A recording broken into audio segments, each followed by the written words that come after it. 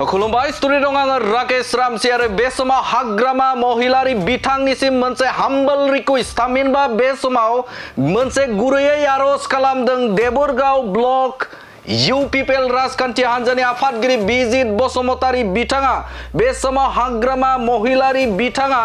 गावनि मान सन्मानखौ जुदि रैखाथि खालामनो जुदि सानदोंब्ला बे समाव देबोरगाव बियाबाव बे समाव बिथाङा बिजाथि थामहिनबा बे समाव बिसायख'थि गेलेयैयानो साबसिन होननानै बाथ्रा बुंथिदों बिथां बिजित बसुमतारी बिथाङा गिबियावनो बिथां बुंनायखौ खोनासंग्रो। दिनैहाय नोंथांमोननि मिडियानि गेजेरजों आं बुंनो लुबैदों जोंनि हाग्रामा महिलारि सारखौ बिथाङा अननानै देबोरगावआव गेलेयैया मोजां जासिगोन नङाब्ला बिथाङा गावनि मान सन्माना गासिबो नस्थ' जासिगोन। बिथां बिजित बसुमतारीया थांखिनानै बाथ्रा बुंथिदों बिथां हाग्रामा महिलारि बिथांखौ दिनै मोनसे देबोरगाव ब्लक कमिटि इउपिपिएलनि बानजायनायाव महनपुर भिसिडिसिनि सिङाव थानाय धनपुर गामियाव मोनसे जगदान हाबाफारि जादोंमोन आरो बे जगदान जानाय हाबाफारियाव गोबां बिपिएफनि सोद्रोमाफोरा बे समाव इउपिपिएल राजखान्थि हान्जायाव जगदान जादों।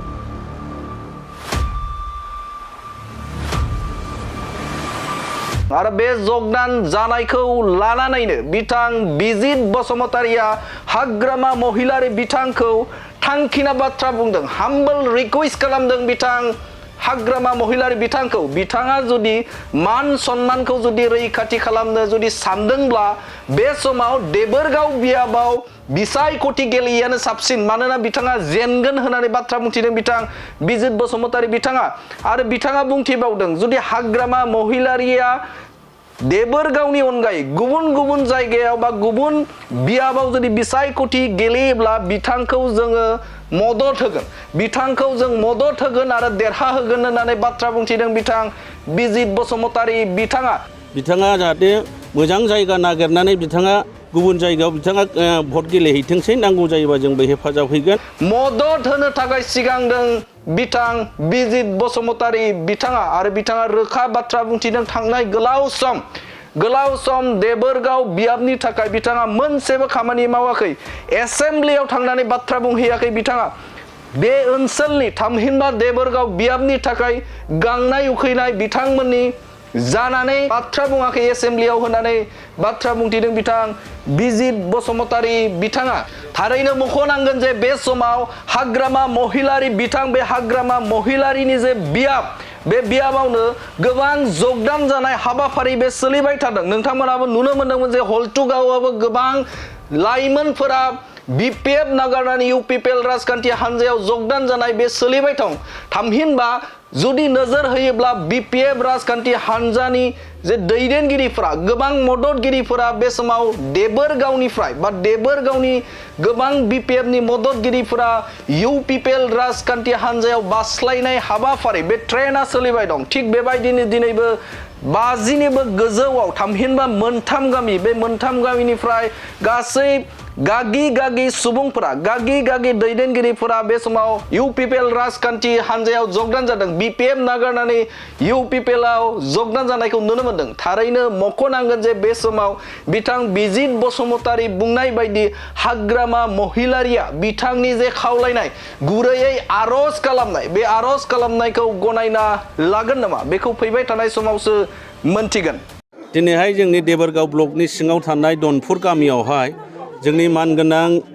एमएलए लरेन्स इस्लारि सार आरो लोगोसे जोंनि बारग' डिपुटि चिफ खाम्फा बरगयारि सारनि नुजाथिनायाव आरो जोंबो लोगोसे नुजाथि फैनायाव दिनैहाय धनपुर गामियाव बिपिएफनि सापर्टारफ्रा मैखोमै गोबांथारै जोंनि इउपिपिएल दोलोआव जयेन जाफैबाय आरो दिनैनिफ्रायनो बिथांमोनहा जोंनि जानानै खामानि मावसिगोन आरो बिथांमोनहा मोनसे थांखि लाबाय दिनै जोंनि इउपिपिएल दोलोआव थानानै गासैबो बिपिएफ सापर्टारफोरखौ जोंनि इउपिपिएल परियालाव जोंनि न'खराव लाबोनो थाखाय बिथांमोना खामानि मावसिगोन दिनैहाय जोङो खाम्फा बरगयारि सारखौ आङो खावलायनो लुबैदों बेबायदिनो धन्यबाद होनो लुबैदों खाम्फा बरगयारि सारखौ बिथाङाबो जोंजों लोगोसे थानानै खामानि मावसिगोन आरो दिनैहाय नोंथांमोननि मिडियानि गेजेरजों आं बुंनो लुबैदों जोंनि हाग्रामा महिलारि सारखौ बिथाङा अननानै देबोरगावआव गेलेयैया मोजां जासिगोन नङाब्ला बिथाङा गावनि मान सन्माना गासिबो नस्थ' जासिगोन बिथाङा जाहाथे मोजां जायगा नागिरनानै बिथाङा गुबुन जायगायाव बिथाङा भट गेलेहैथोंसै नांगौ जायोबा जोंबो हेफाजाब हैगोन मानोना देबोरगाव समस्तियाव बिथाङा देबोरगाव समस्तिनि जानानै जेबो खामानि मावाखिसै थांनाय बोसोरब्रै मानि समाव बिथाङा रायजो राजानि अभाब अभिजोगखौ लानानै बिथाङा